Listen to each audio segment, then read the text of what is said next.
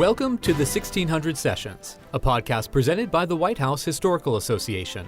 In each episode, White House Historical Association President Stuart McLaurin interviews luminaries, historians, and eyewitnesses to history about America's most famous residence and office, the White House. We open the doors to 1600 Pennsylvania Avenue, because it's not only the President's house, it's the people's house. In this episode, we'll be going all the way back to the beginning and the initial construction of the President's house. We'll talk about who designed it, who built it, and how they found the stone for this first monumental building in our nation's capital. We'll even address the truth and myth behind how the White House officially got its name. The Scots were familiar with whitewashing stone, so they whitewashed it immediately so that water wouldn't get in and freeze and split the stone. The house was burned, of course, by the British in August of 1814, and they rebuilt it on President Madison's orders with the original stone, and many of them were blackened with soot. So that's when they put actual white paint on the house, but it was white from the late 18th century when it was finished. Stuart McLaurin interviews author William Seal about his new book, A White House of Stone, which tells the story of the building of the President's house from the ground up. Welcome to the 1600 Sessions. I'm Stuart McLaurin, President of the White House Historical Association. We're here today at the association's offices on historic Lafayette Square, overlooking the White House. In our last episode, we talked about the burning of the White House by the British in 1814 and its restoration with a decidedly French influence. Today, we're going to go further back in time to the very design and building of the White House, and we'll talk about the influences from two other nations, Ireland and Scotland. We're honored to have Dr. William Seal here with us today. The White House Historical Association is publishing a new book called A White House of Stone, available for pre-order on whitehousehistory.org. Bill Seal is a longtime friend of the association and has published other influential books with us, including The President's House, A History, in 2 volumes, and The White House, History of an American Idea. Bill is also editor of White House History, the quarterly journal of the White House Historical Association. Thank you for joining us today, Bill, to talk about this exciting new book. Well, thank you. It's good to be here. Bill, the White House as we know it today is actually a bit different in structure from the executive mansion that was built over 200 years ago, but the exterior design has largely remained the same. There were very few professional architects working in the United States at that time, but the French architect who designed the city of Washington, Pierre-Charles L'Enfant, worked with George Washington to choose the location and the initial concept of the White House. Tell us about the L'Enfant influence in the early design of the White House. Well, L'Enfant designed a great city when he designed Washington for George Washington, and in it he envisioned public buildings, and one of them was the Palace for the President, which was a very large house, approximately 5 times the size of the White House that we know. It was a huge French palace, and Washington approved it, and that should be remembered. He did approve it, he didn't reject it, but practicalities intervened. And while the city plan was kept, because that didn't have to be done all at once, Washington wanted to finish a public building so the new city would be anchored. And the smaller of the public buildings, as it turned out, was what he redesigned as the President's house that we know today. And it even was built in the cellars of the palace. They were dug out, and this house was placed, this smaller house was placed there. It's still the biggest house in the country in those days, 1790s, and work started immediately. How was that specific location chosen?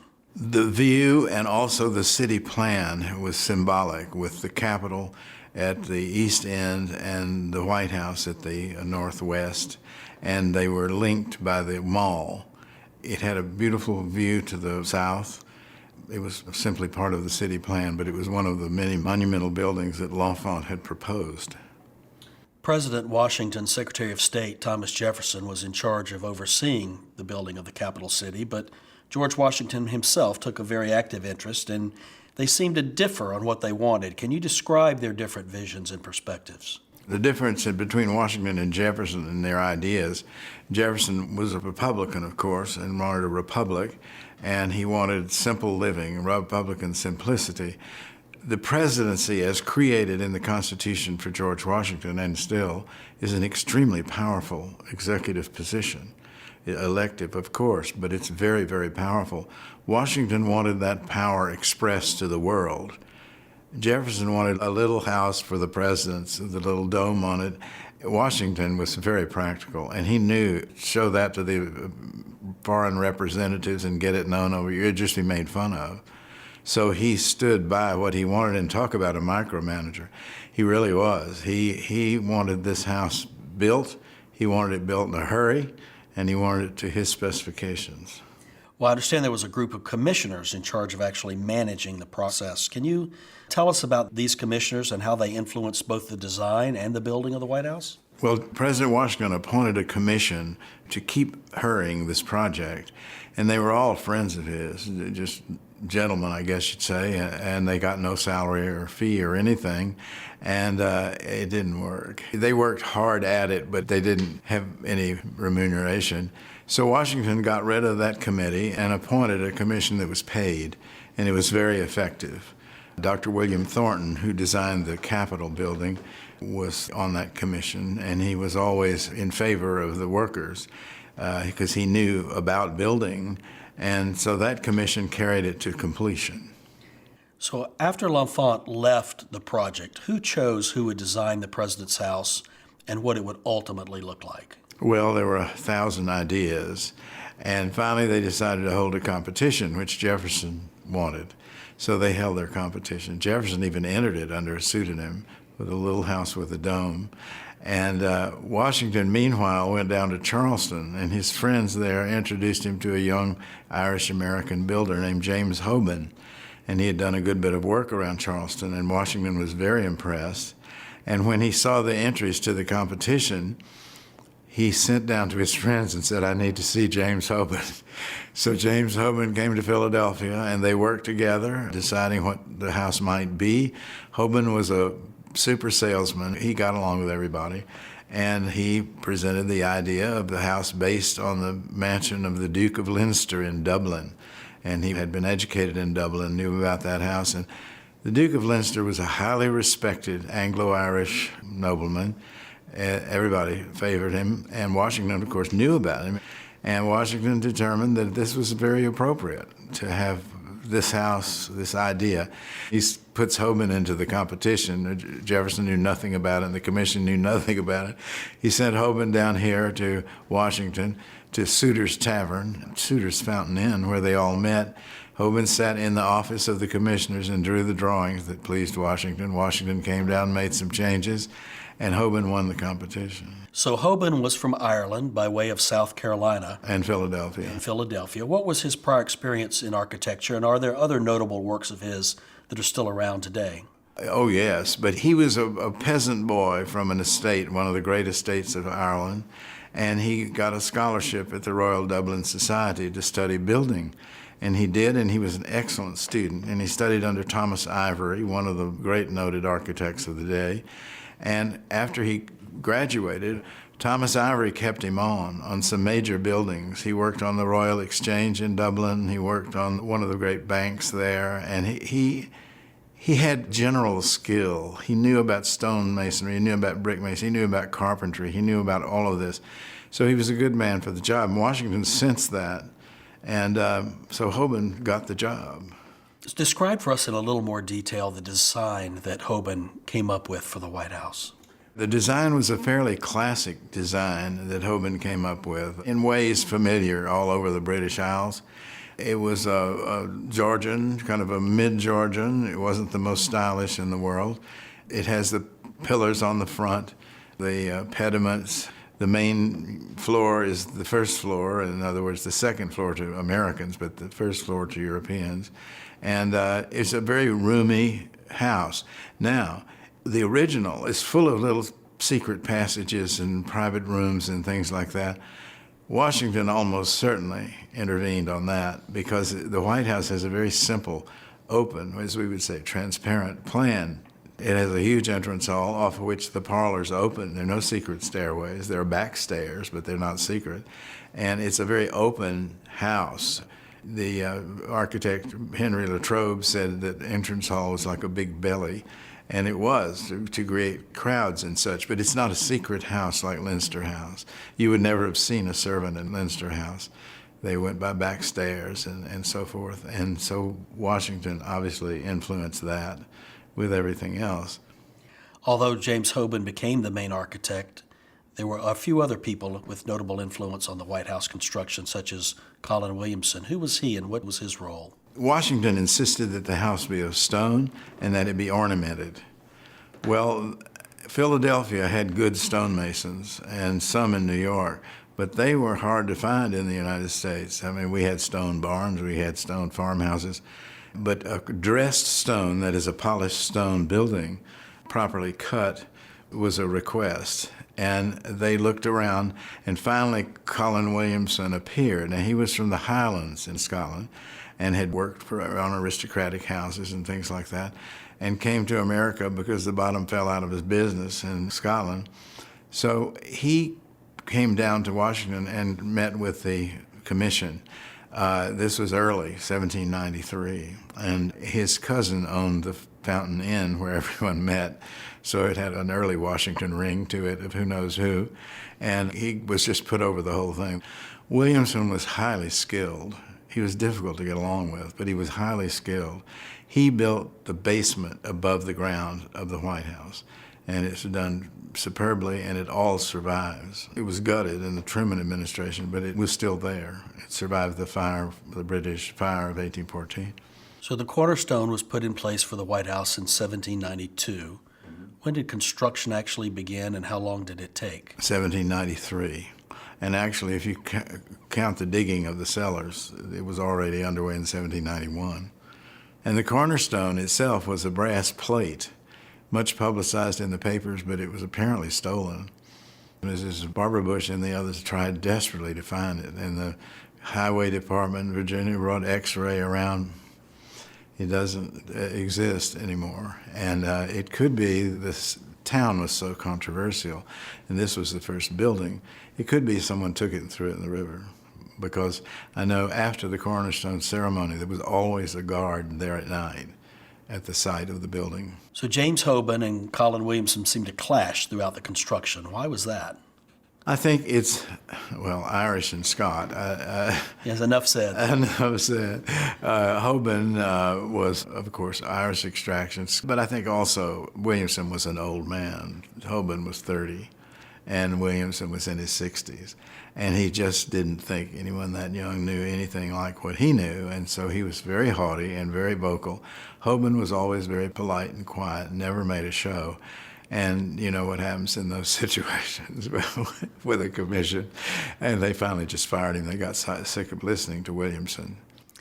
As an American of Scottish heritage, I'm personally very proud that Scottish workers played a meaningful role in construction of the White House. But why were these Scottish workers or artisans sought out specifically? Well, the Scots were the greatest stonemasons in the world. Now, it came to carving, it was Italians. But the Scots were good at that architectural carving as well.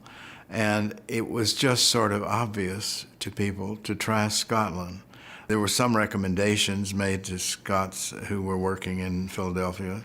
They had a local merchant go to Edinburgh. There they were, building Newtown, which was by the Adam brothers, and it is a very beautiful still. The Masonic Lodge there, the oldest Masonic lodge in the world, had a chapter in it, Chapter 8, of operative masons, and an operative mason is an actual stonemason, or today's terms, a building mason. The representative went there and signed them up, and there's a little book there, a little leather-bound book, just like an appointment book or something, that their names are in. And after they were through, most of them went home, and it's noted. And do we know how many came over? It's 8 to 12. I believe, and they were at the top of their fields. They had been working in Newtown. Edinburgh, exploded in the later 18th century. It's up on a ridge, and the hill drops like that, and the city had it leveled and began building in what is called Newtown, still splendid today. And this was one particularly swanky area that the Adam brothers designed. And now Colin Williamson had worked with the Adam brothers as well, and these men were working there. Suddenly, England starts preparing for war with France, and they put a moratorium on all building, and these men were about to go broke. And so they took the offer to build the White House, and they illegally left the country from the Western Shore and sailed to Norfolk, and were at work almost immediately. The labor for building the White House was a mixture of free and enslaved labor, and many people don't realize that slavery remained legal in Washington, D.C. up until 1862, and we all remember Michelle Obama famously stating last year that she woke up each day in a house built by slaves. How prevalent was slave labor in early White House construction? It was prevalent, but it was not a majority of this. I would say maybe 25 to 30% were hired African-American slaves. They were either hired from their masters, but indirectly anyway, because there were agents who did that. Well, now, whatever arrangement the slave may have made with the master, we don't really know about, but we know they had happened, where the slave got part of the money and could buy his freedom. But those are details we'd love to have, but don't. Then there was we do have these, long conditions of how they had to be treated. They had to have a certain level of clothing, they had to be fed a certain sort of diet, they had to have comfortable places to sleep, all that sort of stuff was in there. Some were free men. Usually I kind of gauged it if their last names were used, because many had last names. So there is a record of the enslaved people that did work on the White House? Yes, it's vague, but I mean, their names are there, but it's attaching the names to the people that's hard when it's just a first name. Builders in Europe also had an extensive apprenticeship system, which they tried to replicate here, but that didn't work so well, did it? It never worked in America very well, because the teenagers were the apprentices. And of course, a boy that really wanted to get into building couldn't do better than to apprentice himself to an old master. But most of them were very rebellious. They didn't like to be told what to do, and the master had utter authority over them. And they ran away like crazy. The papers are full of, half a cent offered for the return of John Bowles, who has escaped here, with clothes that I bought for him, or whatever. It never worked too well here. So we've talked about who designed and built the White House. Now let's talk about the actual materials used to build the White House. George Washington specified that he wanted it built out of stone. So where was the stone for the White House cut, and why was that spot chosen? Well, it's the only thing they knew, the only quarry they knew that was near. And it was 100 years old at this time, the 1790s, when they selected it. And first they went down and bought a little island of stone. L'Enfant signed the papers. And where was this? It was downriver at Aquia Creek. And the stone is called Aquia stone, sandstone. So it was down the Potomac River from Washington. River, right. And they bought this one part that was Wigginson's Island. And as it all developed, they found there were other outcroppings of this stone that was hard enough in nature to be thought of for building. So they immediately started cutting the stone at Aquia. They had 100 men down there working, both slaves and freedmen. And they had a whole colony down there. They had a special building with kitchens and cooks and everything, cutting that stone. It's not wonderful stone, but it's very similar to Craiglee stone, which is what the Scots used in Newtown. And it's slightly more porous than you might want. And to get it upriver was hard. You had the flow from Aquia Creek was into the Potomac, so you could do the 2 miles on the creek. On a stone boat, they called them, which was kind of like a barge or a flatboat, and wooden, not real big because it couldn't take many. And then it would get into the Potomac, and then came the hard part. It had to be poled up the river in the current by the edge, and they would take it up to what was then called Tiber Creek, which is near the building site, and it's really Constitution Avenue. And it's a wildly flowing creek. Today, it's under the street. It has a vault over it, and it's very, very fast water. So the rough stone was taken to this landing off Tiber Creek, and then they had a creek dug up to the level of the house, and then it was taken on sleds to the side of the house. But at every stage, the stonecutters judged the stone, whether it was worthy of being used, if it had too many pits in it, too many holes.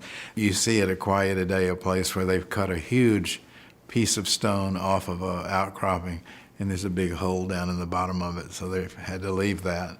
A lot of judgment went into it, and the stones, of course, they were horrible to move. They were very, very heavy.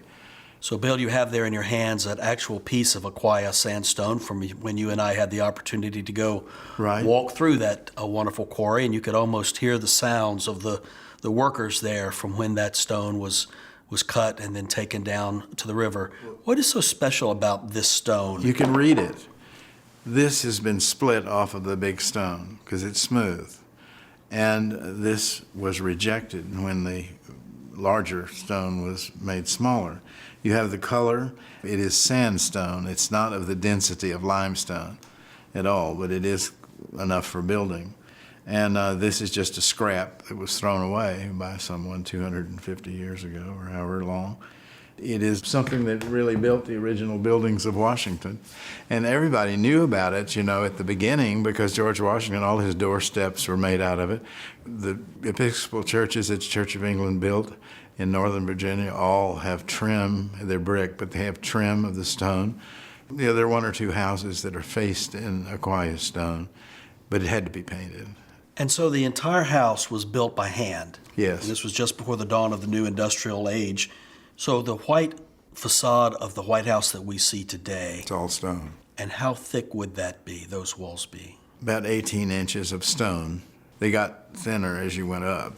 The walls were 4 feet thick, but the stones were about 18 inches. The brick is what makes them so thick, the deep reveals of the windows and all that. Let's talk about the actual construction site that existed around the White House.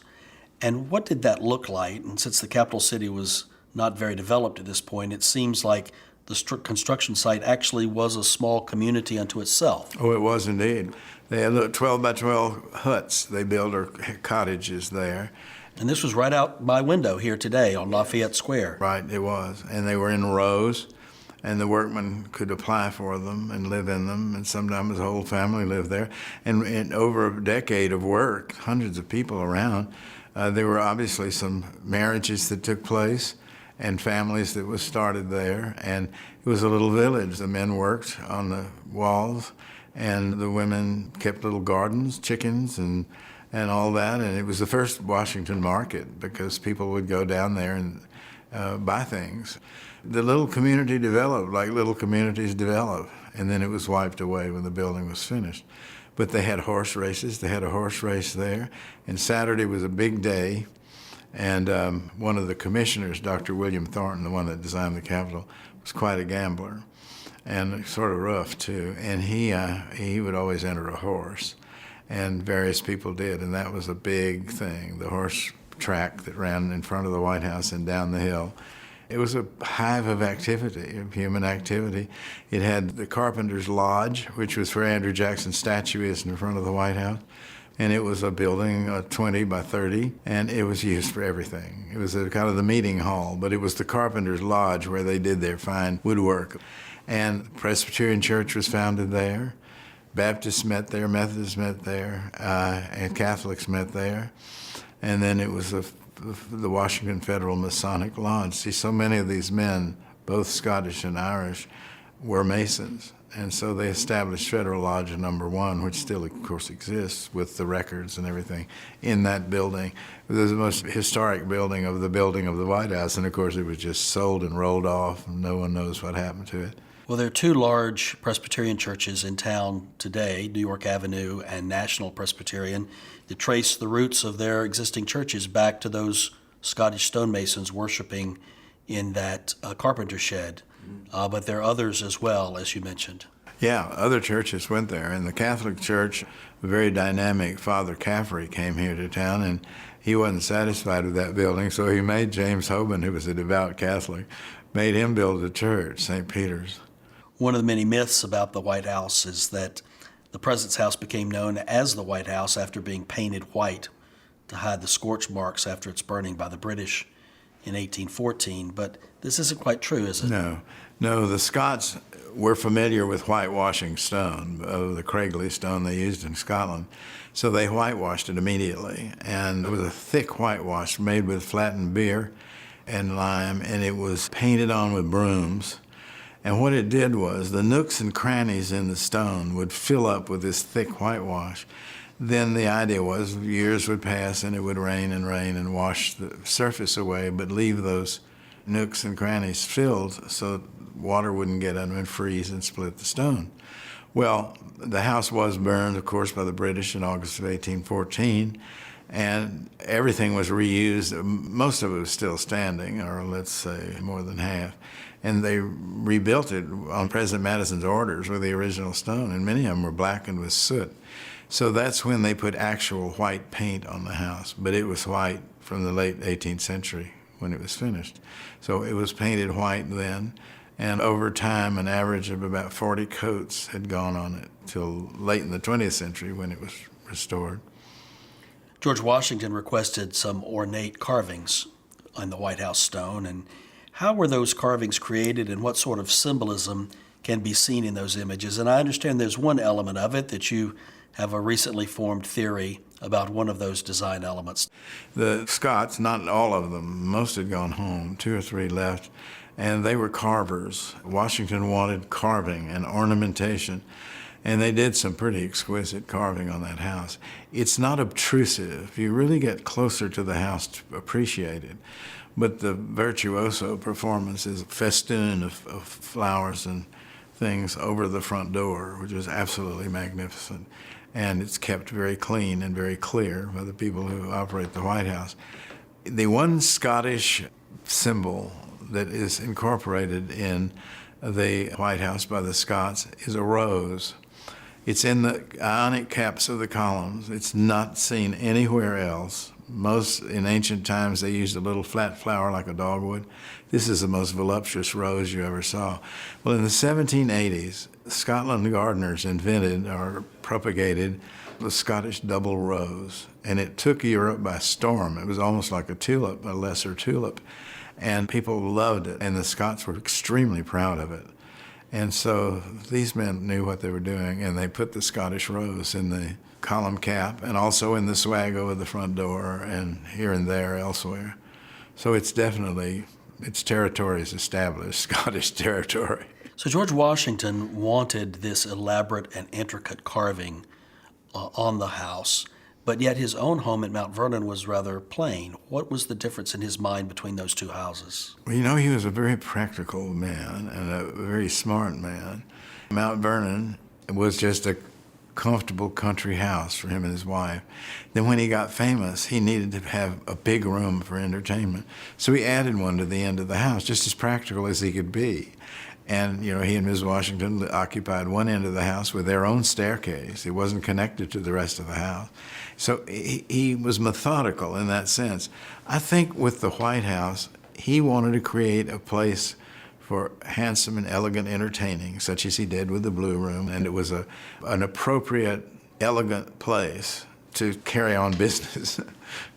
Did George Washington ever see the completed White House, or when was his last visit? I'd give my soul to know if he ever saw it and walked through the rooms, but I don't think so. He was coming from home in a carriage from Philadelphia after John Adams' inauguration of second president, and he went through different towns so people could see him and so forth. I don't think he ever planned for him to see him again. But then he did stop in front of the White House, and James Hoban, who had the militia company there, started that at the White House, had his men all out there, and they did a salute with the cannons. Well, that was in the spring of 1797, 97. 3 full years before Adams moved in. Mm-hmm. And you don't think that he would have come back and seen the house? I have no record of it. He used to come back to Alexandria. That's the place where they had the toast. Richard Henry Lee had the toast to Mr. President. That's where that started. And he would go into Alexandria, but I have no record of his going into Washington. So what happened to those Scottish stonemasons after their work was completed? Wish I knew. They went back home, and they were prominent in the building business when things opened up. And there are houses in Newtown now that you can see, the different ones of them built and completed and sold, and I'm sure were very profitable. They were substantial members of the community. Several of them were on the city commissions, and they were active business people. I wish they had told their stories, but I guess after so many generations, it goes with the wind. Would it have been important or impressive at that time in Edinburgh for it to be known that these men had been to Washington and built the new president's home? Possibly, but the fact that they had had interactions with George Washington, I think, would have been the thing. And they had been to America, and the Scots loved America, and the Irish loved America. I mean, Dublin considered itself the Philadelphia of Ireland, and Edinburgh, of course, was on its own. People came from America to be educated there. And I think there was a great interest in America in general. But you know, the Irish are pretty rowdy. But the Scots on the job, there was never anything to complain about with them. They were very decorous and handled their own very well. The Irish, on the other hand, well, they had a brothel there, and they had whiskey and everything else, and Hoban controlled them by his militia. The militia had to muster every Saturday, and if anyone didn't show up, he got fined out of his wages, which Hoban controlled. And Hoban controlled the discipline, but he was very liberal. He didn't see a thing wrong with whiskey and all that around. If they were having a good time, why not? So 14 years after the Adams move in, the British come into town and the White House is burned in 1814, and Hoban is called back to complete that reconstruction, which took about 3 years. We've heard a little bit more about that in a previous podcast, but what was left of the original White House, and what changes did he make during that reconstruction process? Okay, the south wall, where now the porch is all intact. That's all original. On the two end walls, they had to tear it down to the level of Cullen Williamson's basement. Then on the front, the centerpiece is all intact, and the walls are partially intact.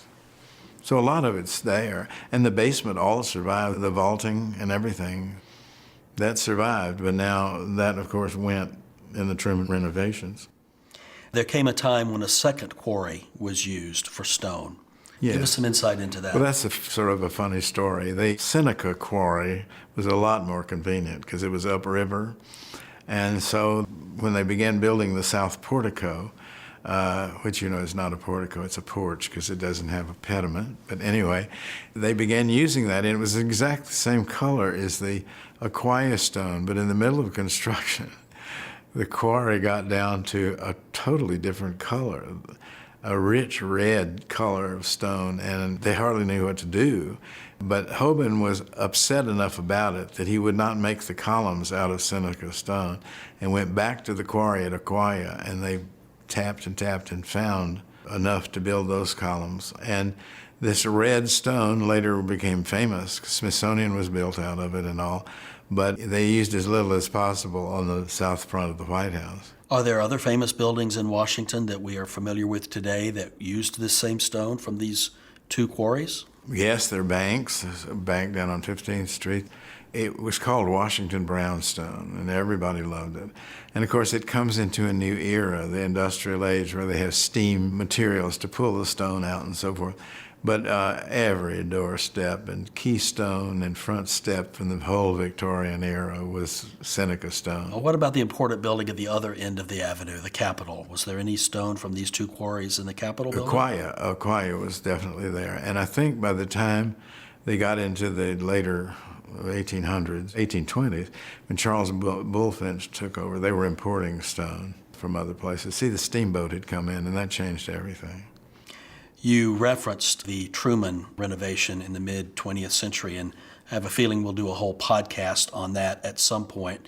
But Truman was forced to make a major renovation to the White House to ensure that it was structurally sound. And how did he feel about preserving the exterior? There would have been an opportunity at that moment in time to not only rebuttress the interior, but to change the exterior as well. What were the Truman feelings on that? He wouldn't hear of the house being torn down. The best recommendation was level it and copy it, build a copy. He said no, indeed. He was not really an antiquarian, but he was a history buff, and he was sincere about it. And he talked to Yale University, where they had saved an old building by gutting it, but saving the outside walls and rebuilding it inside. And that's what he ordered. And that's what was done. And boy, they had to stick to it. They were digging sub-basements, and they were chopping out one of the doors, or wanted to, to get this bulldozer and the dump truck in there, and he happened to be nearby. And so they ended up not doing that. They took the bulldozer and the dump truck apart and took them inside and rebuilt them for that purpose. So this exterior was scrupulously saved. And also, there was an attic built in the 20s, and that was saved too. So that's still up there. It was concrete, and it weighed down on the house, and it was one of the problems. But the way the engineers gutted that house without ruining it is just amazing, and then dug down 2 stories. There are wonderful pictures of the hollowed out White House with the walls standing all around, and then the work vehicles and workmen and scaffolding filling up the house. And some It's of that amazing. steel is still in the walls of the house. Some of it was holding that 3rd floor like a legs Yes. on a table. And then the old pictures show the underpinning. The old walls were underpinned, and the new steel house built inside of it doesn't touch those walls. So the house was rebuilt, the same plan. Of course, it was modernized, it had many more bathrooms, it had air conditioning and all, and lots of concrete. But Truman built it back. He was true to his word, and he built it back. The whole project cost $5 million. You imagine today? No, I cannot. In the 1970s, the chief usher at the White House noticed that the exterior required a new coat of paint every year. And how did the administration go about fixing this at the time, and how long did that take? Well, it was Rex W. Scouten, who was the cherished chief usher of the White House for many years, and he dated back to Truman days, and this was during President Carter's time. And he made a plan of how this might be done and consulted experts, including the National Park Service, who were involved in it. And he presented it to President Carter, who said, yes, that should be done. And it took 20 years through all these administrations, and not a complaint. The presidents put up with boarded up windows, plastic on the windows, and all that stuff all those years until Bill Clinton said it is done, and it was over. So here we are 217 years after the Adams moved into this wonderful stone house that had been the product of all of these various types of workers and craftsmen. And it's wonderful that we can still go to these 2 quarries today and visit and remember these men who labored to build this great house. Tell us about your reminiscing when you went to that site and what you thought about as you went through those quarries. The 2 quarries here, Seneca was quarried clear into the 20th century, but Aquia wasn't. And you go to Aquia and you just have this sense of this is how they left it. This is how they left it. And that island in the middle, the government bought, in 1791, and L'Enfant signed the papers. And there it's still called Government Island, though the county, Stafford County, has created this wonderful park there. And it's how they left it. It's how the stones on the ground that they rejected, cuts that didn't work. It's a wonderful experience. It's a place just to walk and think about it. Finally, Bill, can you tell us a little bit about the experience in writing this book on the stone of the White House, and where did you go to research this book, and how hard was it to actually recreate this history of the people who built the White House?